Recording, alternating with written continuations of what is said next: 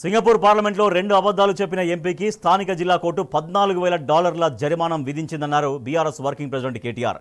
మరి కాళేశ్వరము, తెలంగాణ అప్పులు, రాష్ట్ర ఆర్థిక పరిస్థితి, రైతు రుణమాఫీ, రైతు బంధు ఇట్లా 420 అబద్ధాలు చెప్పిన ముసలి నక్క కాంగ్రెస్ పార్టీకి రేవంత్ రెడ్డికి 4.20 లక్ష కోట్ల రూపాయల జరిమానా వేసినా తప్పు లేదని మండిపడ్డారు కేటీఆర్.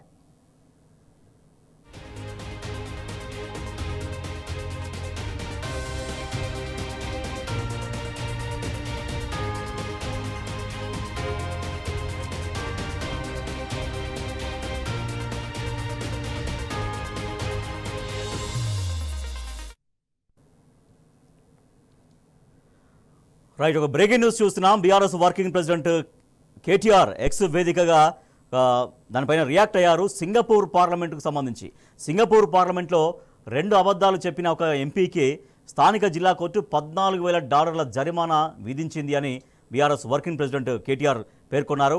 అట్లయితే మరి కాళేశ్వరం విషయంలో, తెలంగాణ అప్పుల విషయంలో, రాష్ట్ర ఆర్థిక పరిస్థితి గురించి, రైతు రుణమాఫీ గురించి, రైతు బంధు గురించి ఇట్లా దాదాపుగా 420 అబద్ధాలు చెప్పిన ముసలి నక్క కాంగ్రెస్ పార్టీకి ముఖ్యమంత్రి రేవంత్ రెడ్డికి 4,20,000 కోట్ల రూపాయల జరిమానా వేసినా కూడా తప్పు లేదంటూ మండిపడ్డారు.